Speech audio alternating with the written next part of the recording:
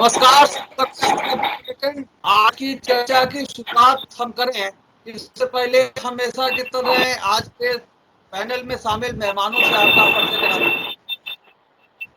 आज हमारे साथ भारतीय जनता पार्टी से वरिष्ठ नेता क्षेत्रीय उपाध्यक्ष सत्यपाल सिंह जी हैं। पार्टी के नेता प्रभात अवस्थी भी आज की चर्चा में शामिल हैं। नमस्कार। जिला महामंत्री मनदीप यादव और जिला उपाध्यक्ष अनिल गंगवार हैं और कांग्रेस को रिप्रेजेंट कर रहे हैं युवा कांग्रेस के जिला अध्यक्ष शुभम तिवारी। अभी शिक्षक भर्ती में एक बहुत बड़ा घोटाला सामने आया। अनुप्रिया शुक्ला के नाम से 25 जिलों में दूसरी लड़कियां नौकरी पाई गई और उस घटना का प्रथम हस्तक्षेप फरुखाबाद में हुआ क्योंकि उसका जो मास्टरमाइंड था वो फरुखाबाद के ही एक स्कूल में पिछले 5 वर्ष से अधिक से नौकरी करता। अगस्त 2014 को उसने कुंवरपुर खास स्कूल में सहायक अध्यापक के पद पर ज्वाइन किया था और तब से वो वहाँ वो जो है नौकरी कर रहा था। कासगंज में अनुप्रिया के नाम से नौकरी करते जो लड़की पकड़ी गई उसके बाद में एसटीएफ ने अपना काम शुरू किया और इस मामले की परतें धीरे धीरे खुलती चली गई और आखिर में एसटीएफ उस मास्टरमाइंड तक पहुंच गई जो इस पूरे खेल को बहुत अच्छी तरह से अंजाम दिया।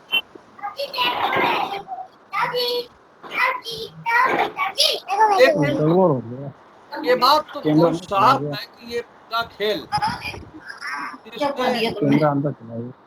पूरे देश में महकमे की बदनामी हुई है।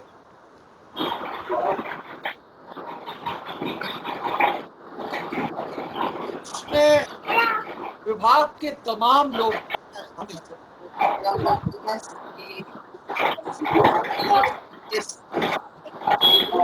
चलते ही ये मामला इतने दिनों तक चलता रहा। इस स्कूल में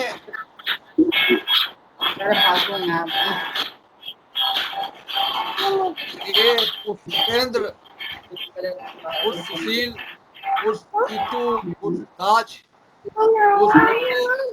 कई नाम थे बंद करो सर। मैं आप बंद करो, इसमें आवाज आ जाएगी। कुंवरपुर खास में जिस नाम से वो नौकरी कर रहा था यहाँ सुशील के नाम से उसके अभिलेख लगे हुए थे।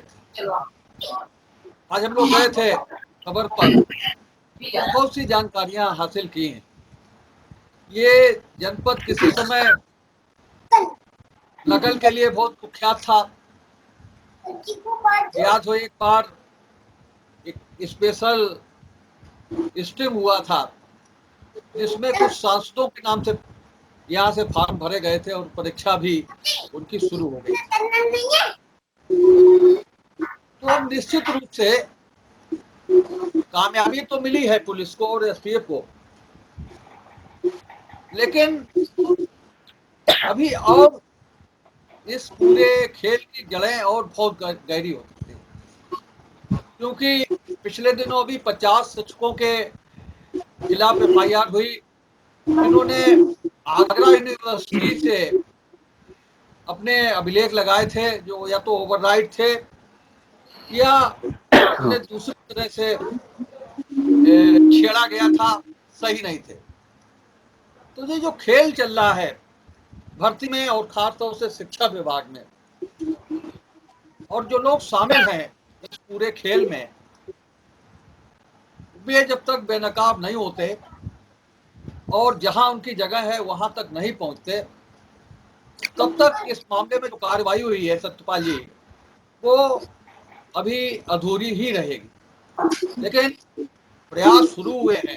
50 लोगों के खिलाफ FIR के आदेश पिछले दिनों हो गए हैं। कुछ और लोग भी इस गिरफ्त में हैं, जिनके अभिलेख जांचे परखे जा रहे हैं और उसमें तमाम सी कमियां निकल रही हैं। सतपाल जी, कैसे ये सब खेल चल रहे हैं और जो सफलता मिली है, और कौन लोग हो सकते हैं जिनके गले तक STF को पहुंचना है, पुलिस को पहुंचना है और कार्रवाई। ये किसी घर में शोर बहुत हो रहा है, हमें लग रहा है। ये से हाँ, ये ये काफी काफी शोर हो रहा है। बच्चे किसके यहाँ हैं? चलिए शेखर जी, असल में ये जो आपने विषय रखा है, इसमें एक बहुत बहुत बड़ा मामला ये है कि आपने जैसे कहा कि 2008 से वो नौकरी कर रहा था, तो ये 2014 से, सॉरी 2008 साल से नौकरी कर रहा था। तो 2014 से जब वो नौकरी कर रहा था, तो इसके मतलब ये कि ये काकस बहुत पहले से इस प्रकार का काम कर रहा है। हमारी सरकार आने के बाद, बीजेपी की सरकार आने के बाद, पहले क्या होता था कि ये जो कागज होते थे, इनको ऑनलाइन और इस प्रकार की जो चेकिंग आधुनिक टेक्नोलॉजी नहीं होती। बहुत से लोग उससे पहले भी करते होंगे, बहुत से लोग ओके करके रिटायर भी हो गए होंगे, जब नॉर्मल तौर पर कागज लोगों के लगते थे, बन जाते थे, दस्तखत बना के उसका वेरिफिकेशन बहुत तरीके से नहीं होता था। इस सरकार ने एक चीज अच्छा काम किया है कि सरकार ने जब काम किया, तो उसमें से ऑनलाइन सारे कागजों पे सत्यापन करने का जब सिस्टम अपनाया गया, तो एक प्रकार की वो सारी चीजें कई जिलों में, जैसे आपने कहा 25 जिलों में लोग काम कर रहे थे एक व्यक्ति, तो वो जो शंका वहां से जब पैदा हुई, जब इन्होंने सारी सब चीजें किया है, प्रयास किया है, तो उसके कारण ये सारी चीजें पकड़ में आई। STF ने उसमें एक बड़ी सफलता प्राप्त की है।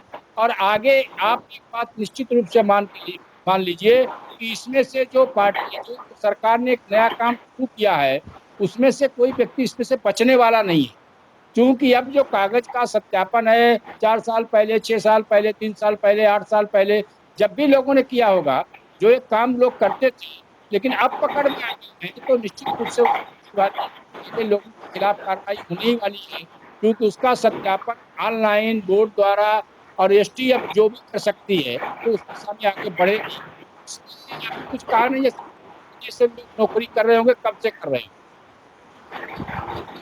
हाँ, मूल रूप से ये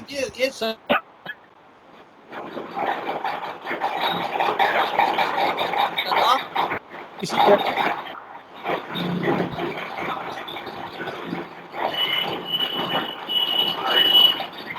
आवाज बहुत हो रही है। कहीं आवाज जब से ऑनलाइन वेरिफिकेशन शुरू हुआ है, तब से इन सब चीजों पर थोड़ी लगाम लगने की बात है। और खेल बड़ा अजीब सा होता था। हमने जानकारी वहाँ की, पुलिस वेरिफिकेशन के लिए जो लिफाफा भेजा जाता था थाने, या वहाँ पर उस लिफाफे में खाली कागज, प्लेन कागज लेकर भेजे जाते थे। और जब प्लेन कागज थाने में पहुंचते थे, तो जाहिर है कि उस पर कोई कार्रवाई होती नहीं थी, लिफाफा फाड़ करके फेंक दिया जाता था। और इस दौरान इस बात का अंदाजा लगाया जाता था कि कितने दिनों में रिपोर्ट वापस आती है, और उतने दिनों में कागज बदल करके, दूसरा लिफाफा बदल करके BSA के नाम से पोस्ट कर दिया जाता। और इस तरह से कागज बदल जाते थे, कागज किसी को होते थे, नौकरी कोई करता था। अनिल जी, सतपाल जी ने थोड़ी सी राजनीतिक बात भी कही है कि ये सब खेल पहले ही से चल रहा था, आपकी भी सरकार से पहले से, तो कहाँ इशारा हो सकता है?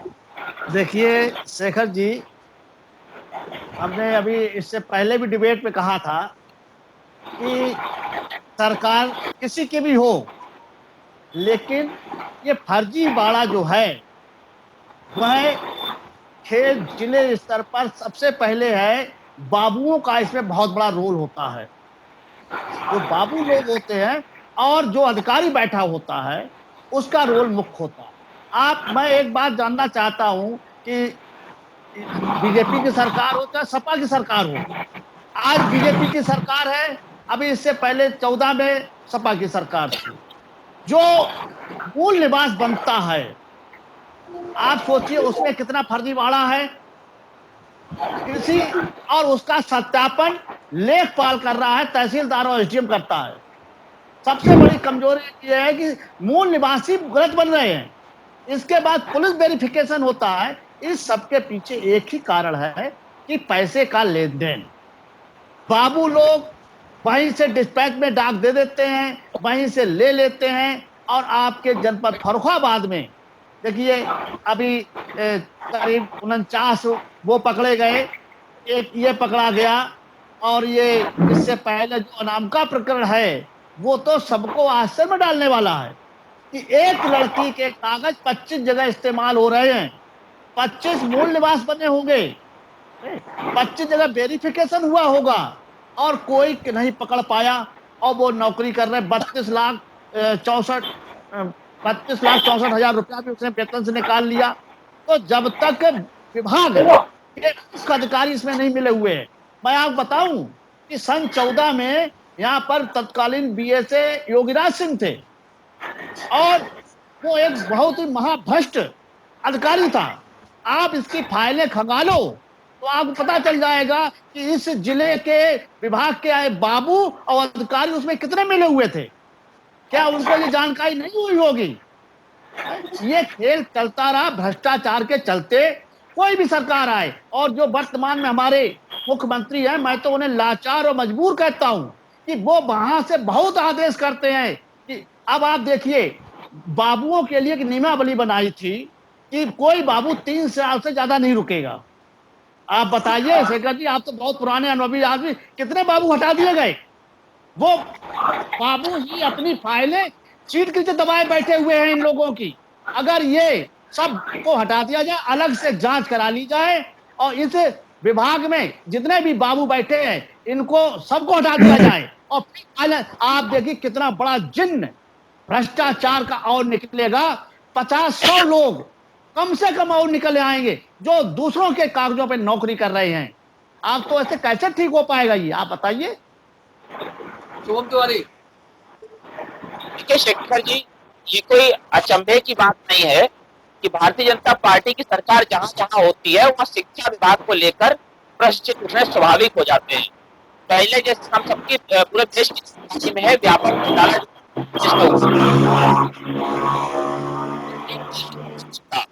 दूसरा आज उत्तर प्रदेश में हो रहा है कि एक शिक्षिका जो 25 जगह नियुक्तियां पा चुकी है और 1 करोड़ के लगभग जो है वो वेतन भी उठा चुकी है। उसी के साथ साथ अभी रिसेंटली 3-4 दिन के अंदर एक घटना और सामने आई है कि जब मैनपुरी में कस्तूरबा विद्यालय में फर्जी नियुक्तियों का मामला सामने आया है। ये सब भर्तियां किसके कार्यकाल में हुई और अभी तक चलती कैसे रही? जहां तक जो चीज खुल के सामने आई है उसमें यह है कि 2018 में ये मैनपुरी वाली जो भर्तियां हुई है वो 2018 में हुई है। अब इससे है जो 2 साल में ये लगातार कैसे चलता रहा है, ये बड़ा प्रश्न है। भारतीय जनता पार्टी के हमारे साथी इसका जवाब जरूर दें। और जहां तक एसटीएफ की बात है तो इस पूरे प्रकरण में कई जिलों में एसटीएफ की तरफ से जो अभी तक रिपोर्ट आ रही है उसमें यह सुनने को मिल रहा है कि जो पत्रावलियां हैं, जो नियुक्ति संबंधी पत्रावलियां हैं, रिकॉर्ड है, वही वहां संपूर्ण नहीं है, वही दस्तावेज पूरे गायब है। और फिर कहीं ना कहीं एक स्वच्छ जांच की मांग करते हुए हम लोग ये भी चाहते हैं कि हमें नहीं लगता कि एसटीएफ के द्वारा किसी भी तरीके की कोई बात पूर्ण रूप से सामने आ पाएगी, क्योंकि यहाँ पर ये बहुत ही स्थितियां यहाँ बन रही हैं कि ये जीरो टॉलरेंस की बात करने वाली भारतीय जनता पार्टी और आज की स्थिति में अगर देखें तो बड़ी मछलियों के लिए जो है एक बड़ी मछलियों को खूब टॉलरेट कर रही है। तो कहीं ना कहीं ये सब जांच प्रभावित करने के भी तरीके बनेंगे। और वर्तमान में जो चल रहा है, मुझे नहीं लगता कि सरकार इससे अनभिज्ञ है। सब चीज सरकार की जानकारी में कहां कैसे क्या हो रहा है। और वर्तमान में जो कस्तूरबा गांधी विद्यालय का मामला मैनपुरी का है जो सन 2018 का, उसे मुझे नहीं लगता कि हमारे भारतीय जनता पार्टी के साथ इस चीज को खुटला पाएंगे, क्योंकि वो रिसेंट का मैटर है। वो जब परतें खुलना शुरू हुई तो कहीं ना कहीं जी यादव जी शेखर जी, मैं स्पष्ट रूप से जी आवाज आ रही है? जी आवाज पहुंच रही होगी?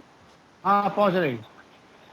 जी मैं स्पष्ट रूप से कहना चाहता हूं कि जीरो टॉलरेंस की बात करने वाली भारतीय जनता पार्टी की सरकार और इतने इतने बड़े घोटाले जो निकल के आ रहे हैं, मेरा मानना है कि ये केवल जिला स्तर पे किसी बाबू क्लर्क चपरासी तक ही ये सीमित नहीं है, वही जिम्मेदारान नहीं है, इसकी जड़ें शासन में बैठे लोगों तक पहुंच रही हैं।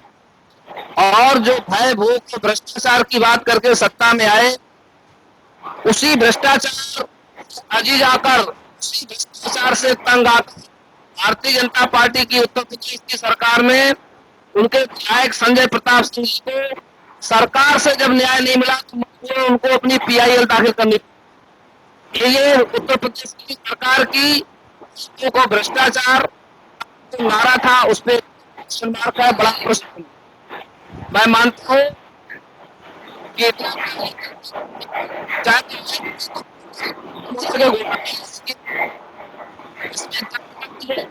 आवाज बोलिए। भाई मंदिर जी ये कह रहे हैं कि ये भ्रष्टाचार जो है भाजपा के उसमें हो रहा है।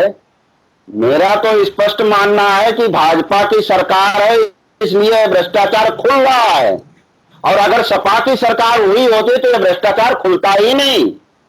अगर शिक्षा के क्षेत्र को और शिक्षा में भ्रष्टाचार को पैदा किया है तो पैदा करने वाली समाजवादी पार्टी है, और समाजवादी पार्टी के शासन काल में ही सबसे ज्यादा फर्जी नीतियां हुई हैं। और जहां समाजवादी पार्टी की सरकार होती है वहां पर अधिकारी और बाबू की तो बात छोड़िए, शासन में बैठे हुए मंत्री लोग पूरी की पूरी सूची देते थे और वह सूची ही पूरी पालन करनी पड़ती है।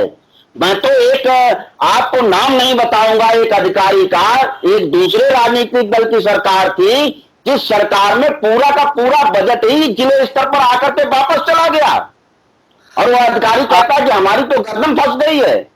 तो ये आपके का क्षेत्र है, भाई आज हो रहा है कुछ प्रभात जी। आपके माननीय विधायक जी को अदालत की सड़ में क्यों जाना पड़ रहा है? भ्रष्टाचार के मुद्दे को माननीय विधायक जी को अदालत की सड़ में क्यों जाना पड़ रहा है? आदरणीय अवस्थी जी ये तो बताइए।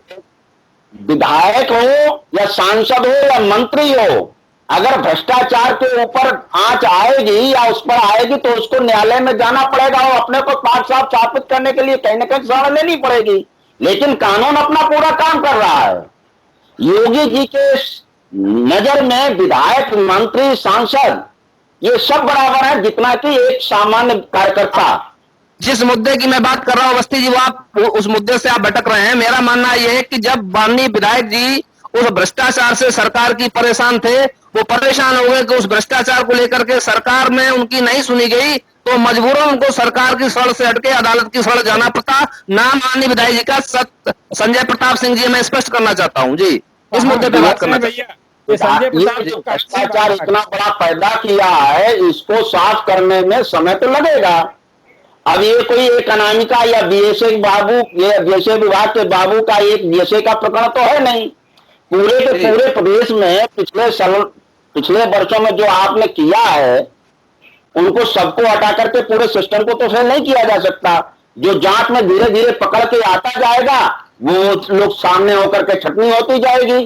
वो सारे के सारे तो अभी हुई है 18 में प्रभात जी। अरे अनामिका तो 18 में आई है, 18 में आई है, लेकिन 18 में नियुक्त करने वाले अधिकारी वो 18 में नहीं लगे हैं, वो 18 से पहले लगे हैं।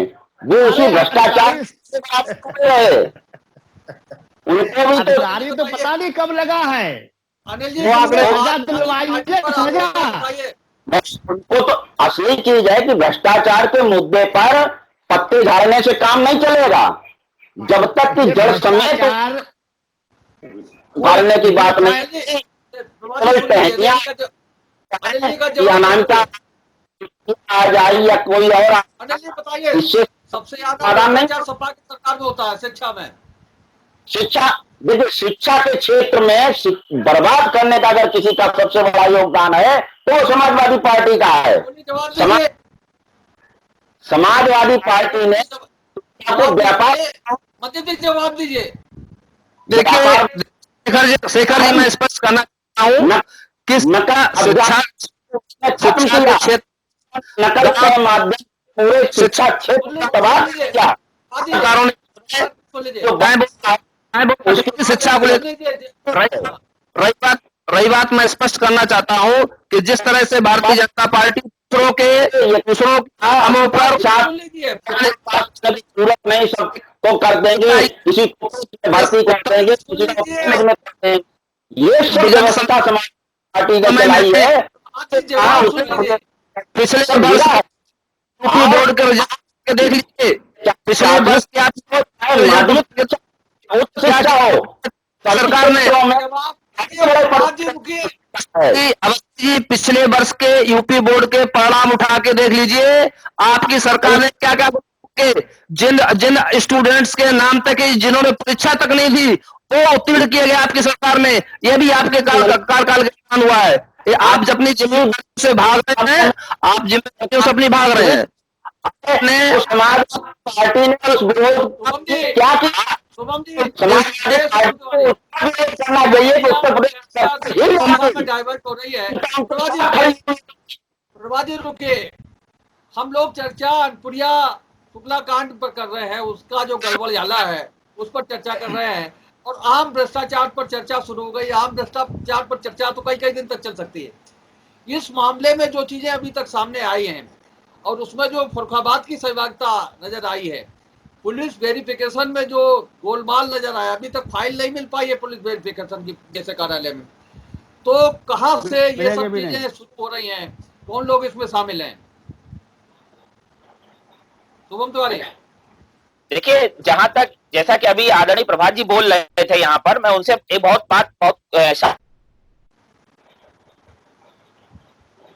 होगा कि यूपी में 2000 शिक्षकों की फर्जी प्रमाण पत्रों के आधार पर नियुक्तियों की जांच पहले से चल रही थी। उसके बावजूद आदरणीय योगी जी की सरकार ने 69,000 जो है सहायक शिक्षक भर्तियों की घोषणा फिर कर दी।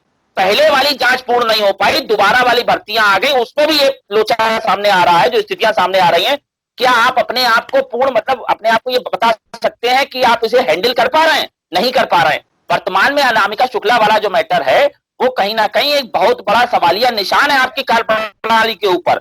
आप एक छोटी सी बात को समझने का प्रयास करिए। एक शिक्षिका 25 जिलों में एनरोल्ड होकर 1 करोड़ रुपए उठा लेती है और सरकार के नुमाइंदों के नाक के नीचे ये काम हो रहा है।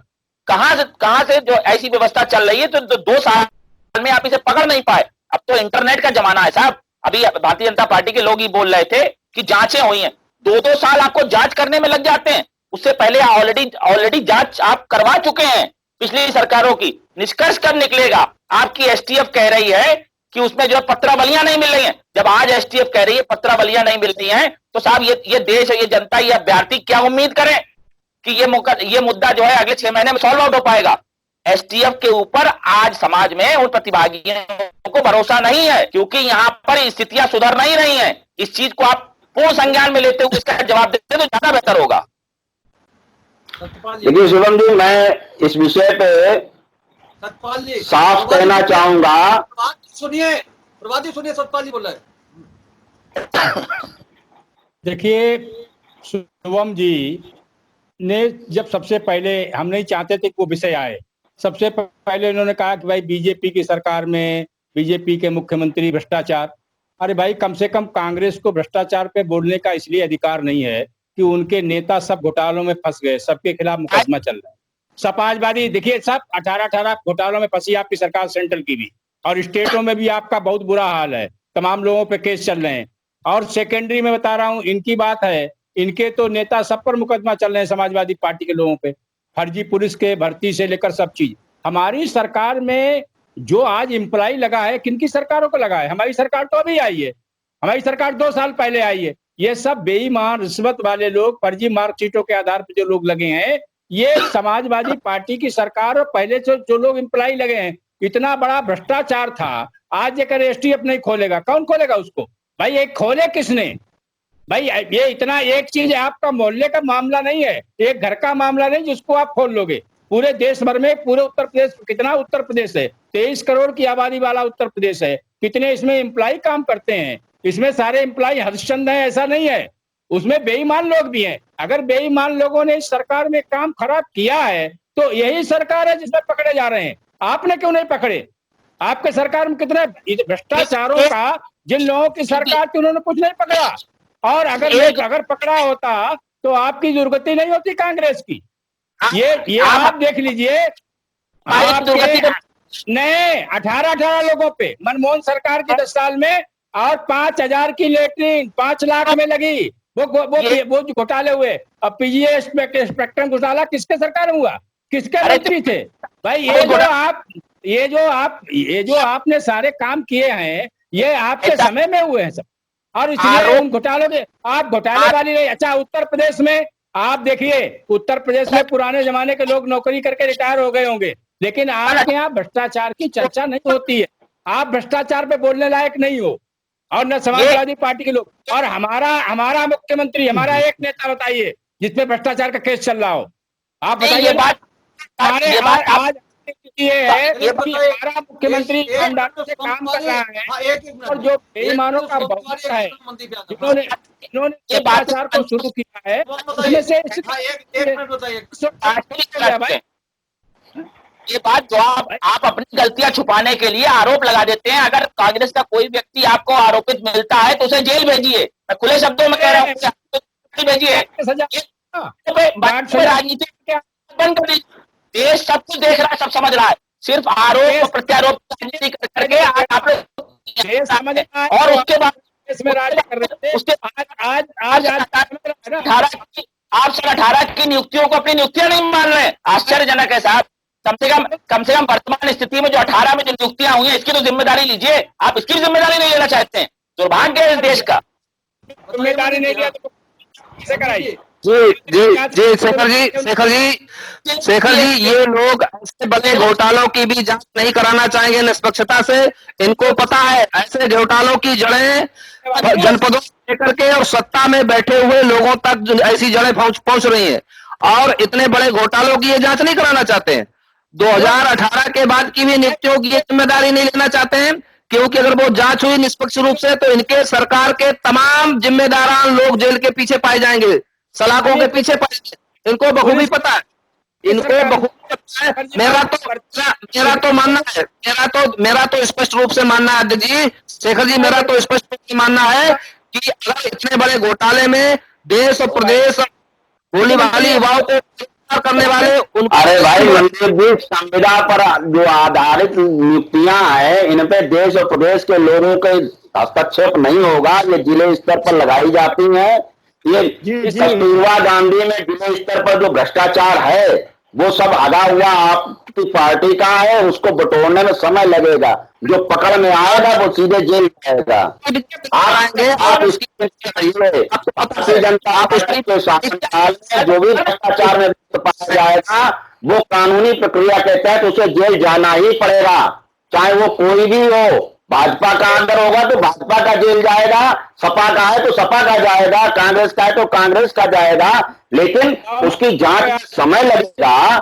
निश्चिंत रहिए, भारतीय जनता पार्टी की सरकार में कोई बच नहीं पाएगा। ये अलग बात है कि घोटाले को कितनी देर तक आप लोग दबाए रख सकते हैं। ये विश्वास लोगों के पास कहाँ है अब? ऐसे घोटालों को दबाने का काम सरकार में बैठे लोग करते हैं।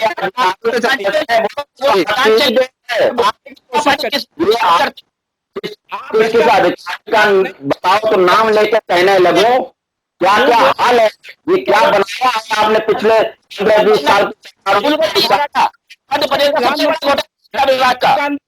आप शिक्षा विभाग की बात कर रहे हैं। सुनने में नहीं सही आ रहा है, एक लोग बोलिएगा भाई, आपका दिखाई नहीं दे रहा है। एक लोग बोलिए। चलिए, समय समाप्त हो रहा है, समय समाप्त हो रहा है। सतपाल जी 1 मिनट में समापन करिए। वैसे मुझे लग रहा है कि इस चीज पर लोगों को राजनीति नहीं करना चाहिए, और न तो इसमें विषयांतर लोगों को होना चाहिए। ये सरकार की जागरूकता है।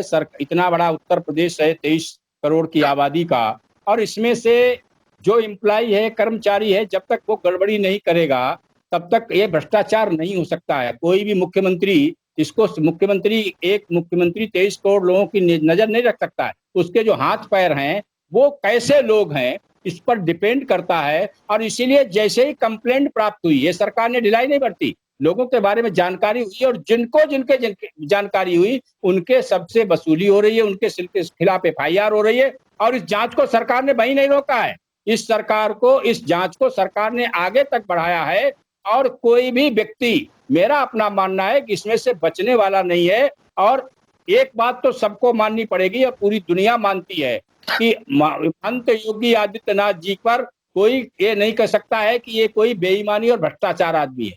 उसके बारे में जो उसकी हमारी मुख्यमंत्री की सारी दुनिया में इमेज है, और जो भी उसमें अपने पराये का भाव नहीं देखते हैं, उसमें पार्टी और दल नहीं देखते हैं। भ्रष्टाचार के खिलाफ उत्तर प्रदेश को पहला ऐसा मुख्यमंत्री मिला है जो कम से कम भ्रष्टाचार के खिलाफ कोई समझौता नहीं करता है, चाहे वो किसी दल का व्यक्ति हो। और आज इसी का परिणाम है, ये सारे घोटाले खुलेंगे, अभी और खुलेंगे, अभी और जो जहां कहीं आज की बुलेटिन की चर्चा को मुख्यमंत्री आज की चर्चा में जो थे उस पर चर्चा हुई। आप सबने आज की चर्चा में बहुमूल्य विचार रखे, आप सबका बहुत बहुत धन्यवाद। कल हम फिर मिलेंगे एक नई चर्चा को लेकर के, नए विषय को लेकर के। तब तक के लिए इजाजत दीजिए, शुभ रात्रि। आपको आई विटनेस न्यूज का ये एपिसोड कैसा लगा?